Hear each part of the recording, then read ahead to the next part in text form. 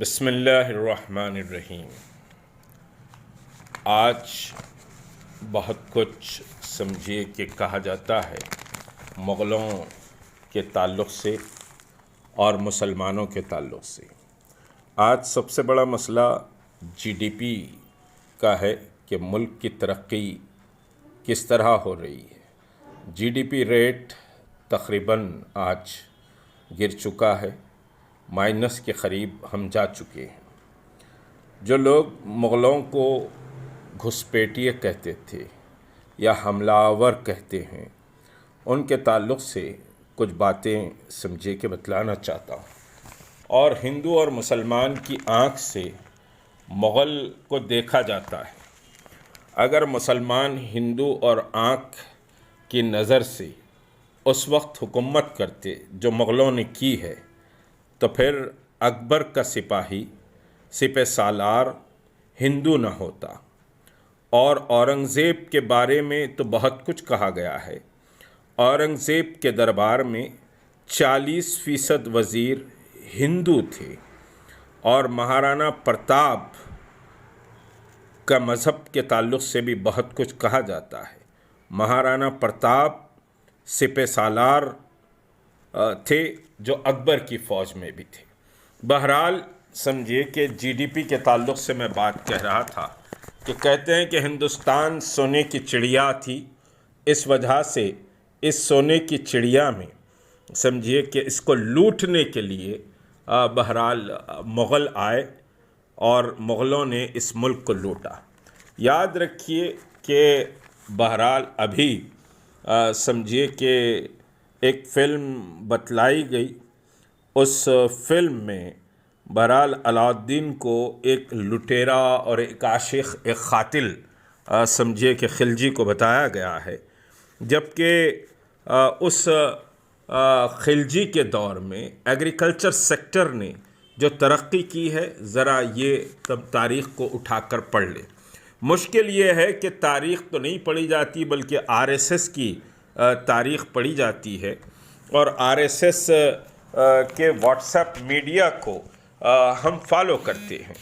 آپ کو یہ بتاؤں کہ 17ویں صدی کے اختتام تک، یعنی اورنگزیب عالمگیر کے دور میں، G D P rate Hindustan کا 24% سے زیادہ تھا، جو کہ چین اور سارے یورپ کے مجموعی جی ڈی پی ریٹ سے بھی زیادہ تھا۔ یہ عالمی معیشت اور تاریخ کے اعداد و شمار آپ کو سمجھیے بتلا رہا ہوں۔ دوسری بات یہ ہے، ہندوستان کی ترقی کے تعلق سے پروفیسر ڈاکٹر اینگس میڈیسن کی تحقیق سے مزید روشنی پڑتی ہے۔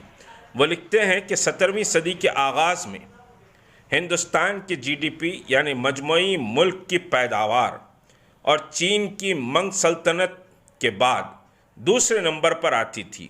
اس وقت دنیا کی مجموعی پیداوار 22% ہوا کرتی تھی، اور ہندوستان کی مجموعی پیداوار 24% تھی۔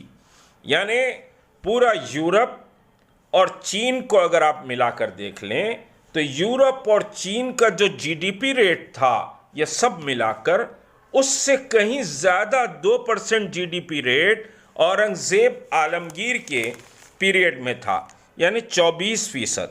مغلیہ سلطنت پر اگر گہری نظر رکھنے والے مشہور و معروف مورخ جان ایف ریچرڈز لکھتے ہیں کہ ہندوستان کو سونے کی چڑیا بنانے کے لیے مغلوں نے 3 بنیادی کام کیے۔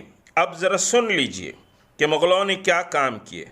اول، سلطنت کے اندر یعنی جو حکومت ہے اس کے اندر شاہراہوں کا جال بچھایا، یعنی روڈ کی کنیکٹیویٹی، ایک سمجھیے کہ صوبے سے دوسرے صوبے تک کی کنیکٹیویٹی کا کام مغلوں نے کیا۔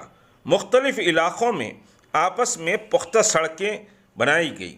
دہلی سے سلطنت کے کسی بھی حصے تک محض 2 یا 3 دن میں پہنچا جا سکتا تھا۔ دوسرا کام یہ کیا گیا کہ ایک کرنسی رائج کی گئی، یعنی پورے مغل امپائر میں ایک کرنسی تھی، اور مغل امپائر صرف آج کا ہندوستان نہیں ہے، مغل امپائر تو اس وقت کا پاکستان، اس وقت کا بنگلہ دیش، افغانستان کا کچھ حصہ، رشیا کا بھی کچھ حصہ، یہ سارا سمجھیے کہ مغل امپائر میں تھا۔ اور ایک ون کرنسی سمجھیے کہ بنائی گئی، اور تیسری سمجھیے کہ بات یہ ہے کہ روپے کو مضبوط کرنے کے لیے معیشت کی مضبوط بنیادیں رکھی گئی، اور تیسرا سب سے اہم کام سارے ہندوستان کو متحد کیا گیا، یونائٹڈ انڈیا۔ ون نیشن کا جو تصور ہے، یہ ون نیشن کا تصور مغلیہ سلطنت نے دیا ہے، مغلوں نے ون نیشن کا تصور دیا ہے۔ ون نیشن کے تصور کو تو بہرحال پارا پارا کر دیا گیا ہے۔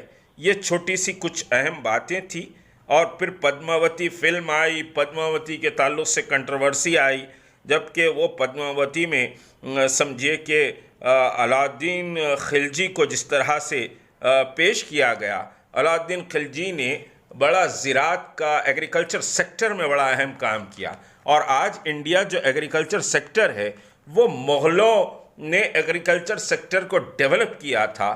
وہ ڈیولپمنٹ کی وجہ سے وہی ایک کنٹینیوٹی ایگریکلچر سیکٹر کی آج سمجھیے کہ چل رہی ہے۔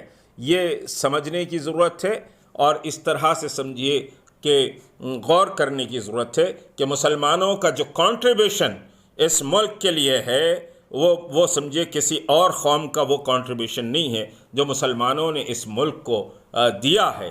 ملک کو متحد کیا، ملک کو سینے کی چڑیا بنایا، اور ملک کے ایگریکلچر سیکٹر کو، ملک کے روڈ ویز کو مسلمانوں نے ترقی دی ہے، بلکہ یورپ اور چائنا سے زیادہ طاقتور سمجھیے کہ جی ڈی پی ریٹ ہمارے سمجھیے کہ مغل امپائر کا تھا۔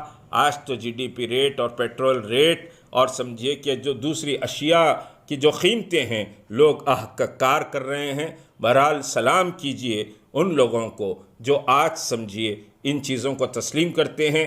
آپ کی ذمہ داری ہے کہ اس کو لوگوں تک پہنچائیں، ان فرقہ پرستوں تک بھی پہنچائیں جو مسلمانوں کو بدنام کرنے کی کوشش کر رہے ہیں۔